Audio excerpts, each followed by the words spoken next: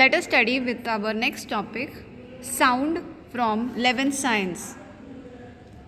Now we have already seen about the transverse wave and longitudinal wave, right? So transverse wave, when it is traveling through medium, it gets divided, the medium gets divided into crest and trough, alternate crest and trough. Like that only, sound wave is a longitudinal wave, okay? So that's why when sound wave travels through the medium, it also forms compression and rarefaction, same as the longitudinal wave. Longitudinal wave also forms compression and rarefaction through the medium. So in the diagram you can see that alternate rarefaction and compression is being formed, okay? Now next point is Newton's formula for velocity of sound. Now Newton have started studying about the propagation of sound waves through homogeneous medium. Now he observed that, or you can say that he predicted some of the points when he was studying about the propagation of sound. He said that the sound wave traveling through the medium is in the form of compression and rarefaction, as we have already seen this point in the characteristics. Then he also observed that at the compression, the density of the medium is greater, while at rarefaction the density is very smaller. Why the density at the compression is more? Because the molecules come very closer to each other and therefore the density of that medium at compression is greater. Like that only rarefaction, since the molecules are much separated from each other, the density is smaller. So therefore this case is been possible only in the elastic medium.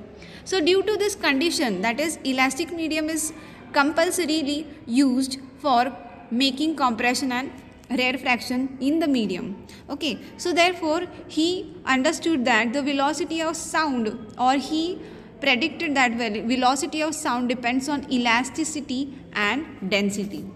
So due to this elasticity and density, he have concluded a formula which is V is equal to under root E upon rho, where E is called as modulus of elasticity of the medium and rho is called as what? Density of the medium.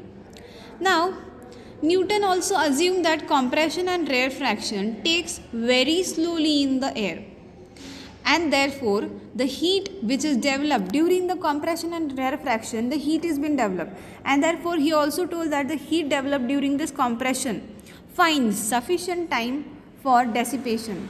Why it finds sufficient time? Because since he told that it is a very slow process and hence the temperature remains constant. So since the temperature remains constant, there is no temperature quantity in the formula. So according to this formula, he then said that the propagation of the sound wave in the air is an isothermal process. So isothermal elasticity is to be considered. So according to this, then the volume elasticity determined under the isothermal change is called as isothermal bulk modulus, and it is equal to the atmospheric pressure. So therefore here the capital E, that is the modulus of elasticity is equal to the atmospheric pressure. Therefore we have substituted E is equal to P. So therefore the formula will become V is equal to under root P upon rho. So if you calculate the atmospheric pressure as HdG, or if you calculate the velocity of sound through atmospheric pressure, then we will use the values of HdG and rho as shown, okay? At normal temperature pressure we have to take. So if H, that is the height of the mercury in the liquid column, is about 0.76 m of Hg, and the density of that medium is 13600 kg per meter cube, then the density of the medium is equal to what? 1.293 kg per meter cube. Now the gravity we are using is 9.8 meter per second square. If you put all this value in the equation, which equation we have to use? We have to use the equation under root P upon rho. We have substituted P as HdG. So if you calculate this, you get the answer V is equal to 279.9 meter per second at normal temperature pressure. Now these values were taken as, yes, these are the assumptions, okay, or assumed values. Now if you see the standard experimental value of this velocity which has been given by the scientists which were doing this experiment, it was about 332 meter per second. And if you compare the value which we got from Newton's formula, then you can see that there is a large difference between the experimental value and the predicted value. Now due to this error, there was a difference, right? So therefore this difference was been resolved by the French scientist Pierre-Simon Laplace. So in the next lecture we would study about the Laplace correction.